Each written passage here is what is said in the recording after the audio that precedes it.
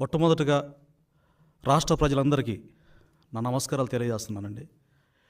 నేను కండ్లకుంట విలేజ్లో టీడీపీ అభిమానిగా ఉండటమే నేరమన్నట్టు నాకు ఇష్టం వచ్చిన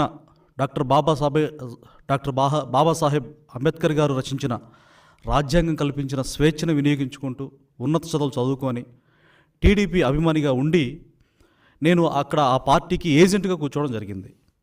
అయితే ఇక నేను నేరుగా జరిగిన విషయం చెప్తాను. ఏజెంట్గా కూర్చుంటే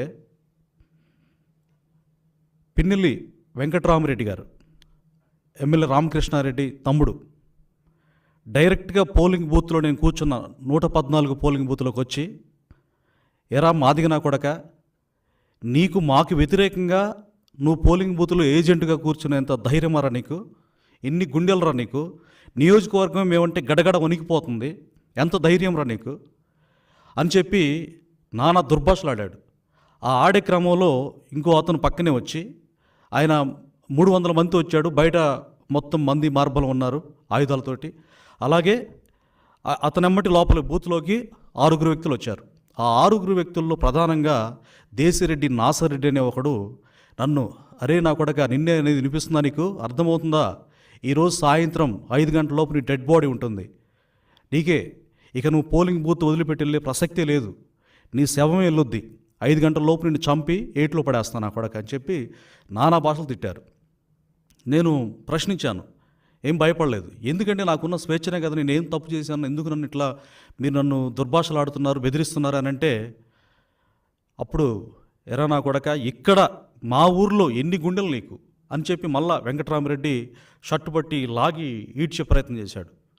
నేను మళ్ళీ వెంటనే విదిలించుకొని ఎంబటే అక్కడ కూర్చొని, తర్వాత అక్కడ వెబ్కాస్టింగ్ జరుగుతుంది, సమస్యాత్మకమైన ప్లేసుల్లో వెబ్కాస్టింగ్ జరుగుతుంది, అక్కడ నా ఆవేదన చెప్దాం, పోలింగ్ అధికారులు వింటారు, తర్వాత వీడియో ఫుటేజ్ తెలిసిపోతుందని చెప్పేసి కెమెరా దగ్గరికి వెళ్తే అక్కడ ఫస్ట్ నుంచి పవర్ లేదు, వెబ్కాస్టింగ్ పనిచేయట్లేదు.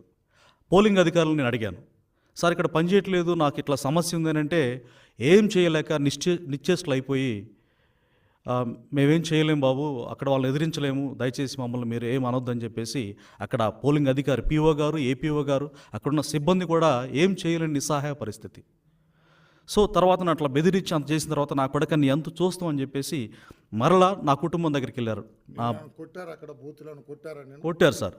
బయటికి తెచ్చిన తర్వాత వాళ్ళు ఏమన్నా ఆయుధాలు ఏమన్నా వాళ్ళ చేతులు దాంతో కొట్టారా? వాళ్ళు ఆయుధాలు అంటే రాడ్లు, కర్రలు ఉన్నాయి సార్, మిగతా మారణ ఆయుధాలు కూడా గోడ పక్కన ఉన్నాయి.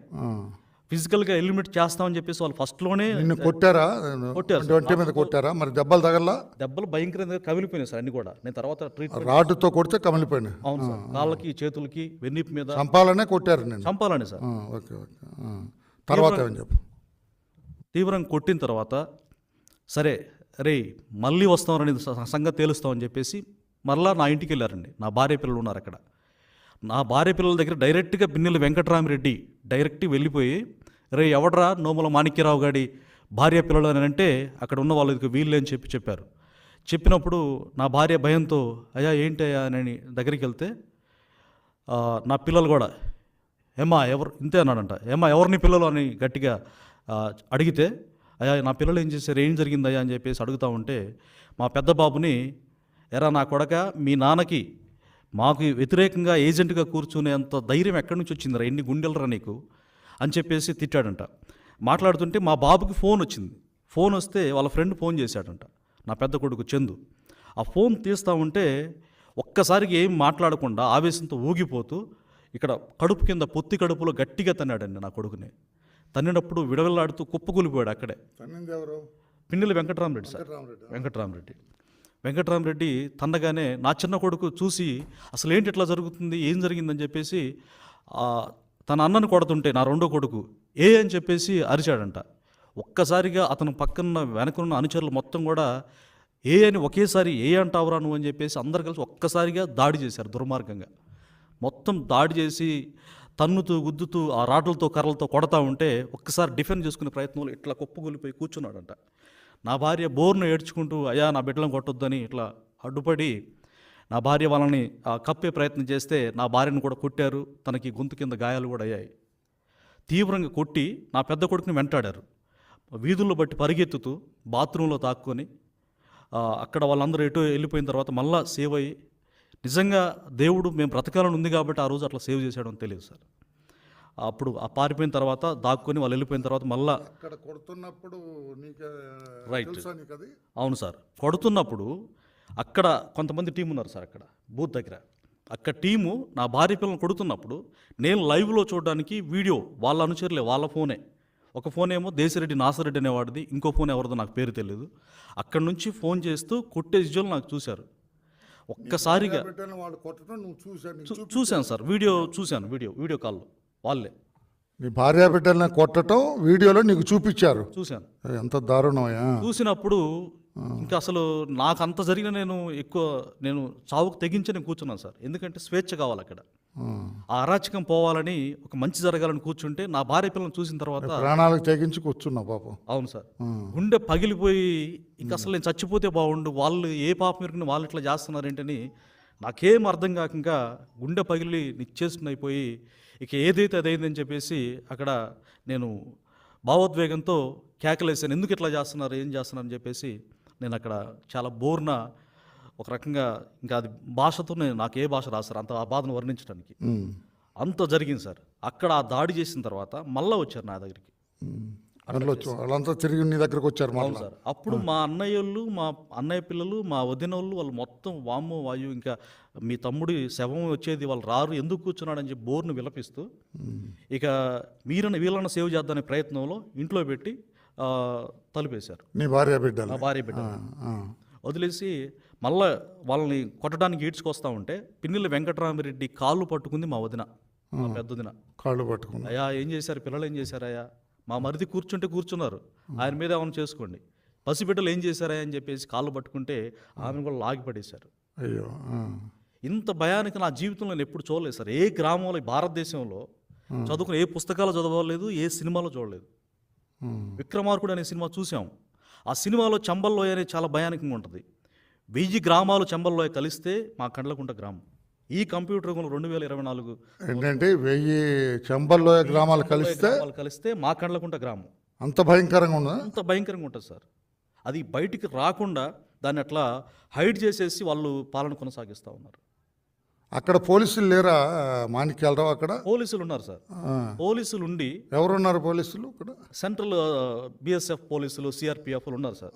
చాలా లిటిల్ బిట్ తక్కువ, అంత సమస్యాత్మకమైన అక్కడ పై అధికారి ఎవరు లేరా? డిఎస్పీ గారు ఒకరు ఉన్నారు సార్. ఎవరు? ట్రైనీ డిఎస్పీ, ఆయన పేరు జగదీష్ గారు. జగదీష్ అనే ట్రైనీ డిఎస్పీ ఉన్నారు. ఆయన ఏం చేయాలి, నీ రెస్క్యూకి నిన్ను కాపాడలేదా? ఇప్పుడు ఆయన దగ్గర వెపన్ కూడా ఏం లేదు సార్. సార్ ఇంత భయానకంగా చూడండి మీరు ఒకసారి ఎట్లా ఉందో. నన్ను చంపేస్తున్నారండి సార్, నన్ను మాత్రమే కాదు నా భార్య పిల్లలు కూడా చంపేస్తున్నారు సార్. ఇప్పుడే నాకు వీడియో కాల్ కూడా చూపించారు. Please help me, please save me, please save my family అని చెప్పేసి ఆయన వేడుకోవడం జరిగింది సార్. ఆయన ఏమంటారంటే ఫస్ట్ అంతగా స్పందించలేదు. 6 వరకు మేము ఉంటాం, నీకేం కాకుండా మేము చూసుకుంటాం. 6 చాలా కూల్గా చెప్పారు. సార్ మీరు అట్లా చెప్పకండి, చాలా థ్రెడల్లో ఉంది నా ప్రాణం. సరే నేను పోయా, నా భార్య పిల్లలు కూడా వాళ్ళ మీద ఆ విజువల్ చూసిన తర్వాత నా ఊపిరంతా వాళ్ళ మీద కొట్టగలాడుతుంది సార్. ఎందుకంటే ఒక బిడ్డల్ని ఎంత గారాభంగా పెంచుకొని, అల్లారు ముద్దుగా పెంచుకొని, నేను ఏమైపోయినా పర్లేదు నా బిడ్డలు బాగుంటే చాలని కోరుకున్నాను సార్. ఏ తండ్రిని అదే కోరుకుంటారు కదా సార్. సో అసలు ఏ పాపం చేశారండి పిన్నెల్లి వెంకటరామిరెడ్డికి, నా కుటుంబం మీద, నా బిడ్డల మీద అంత కక్ష ఏంటి? ఏ పాపం తెలియదు. నేను కూడా నిజానికి ఏ పాపం చేయలేదు సార్. స్వేచ్ఛని, స్వాతంత్రాన్ని నాకు భారత రాజ్యాంగం కల్పించిన దాన్ని నేను వినియోగించుకుంటే అట్లా ఉండకూడదురా, మీరు బానిసలుగా ఉండాలి, చంపేస్తాం, లేపేస్తాం, అలిపేస్తాం అంటూ అక్కడ దాదాపు 20 సంవత్సరాల నుంచి అరాచకం చేస్తున్నారు సార్. తర్వాత ఏమైంది? వాళ్ళు తిరిగి మళ్ళీ నీ దగ్గరకు వచ్చారు, మళ్ళీ నేను కొట్టడానికి వచ్చారు. మళ్ళీ కొట్టడానికి వచ్చారు సార్. మళ్ళీ కొట్టడానికి వచ్చి బూత్ లోపలికి వచ్చారా? మళ్ళీ బూత్ లోపలికి వచ్చారు సార్. ఈ పీఓలు వీళ్ళెవరు అడ్డగించట్లేదా? పోలీసులు వాళ్ళకి అడ్డ చెప్పటం ఏం లేదు సార్.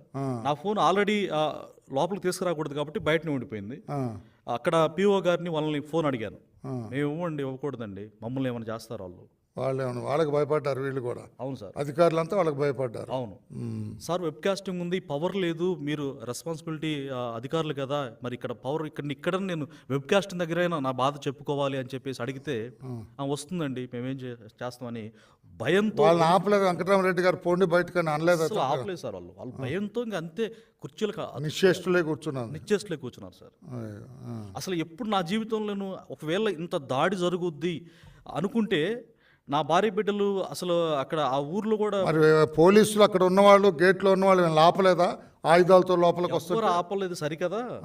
నాపై జాలి చూపిస్తూ వాళ్ళు కూడా నిశ్చేష్టులై ప్రేక్షక పాత్ర చూస్తున్నారు. అప్పటికి అడిగాను, సార్ మీరు ఏంటి ఇలాగ చూస్తున్నారని బిఎస్ఎఫ్ వాళ్ళని అడిగితే మా పై అధికారి ఆదేశించకుండా మేమేం చేయలేమని చెప్పారు సార్ హిందీలో వాళ్ళు. అప్పుడు ఏం అర్థం కాక ఇంకా డిఎస్పీ గారిని నేను ఎంతో వేడుకున్నా, సార్ మీరు కూడా నేను కూడా చదువు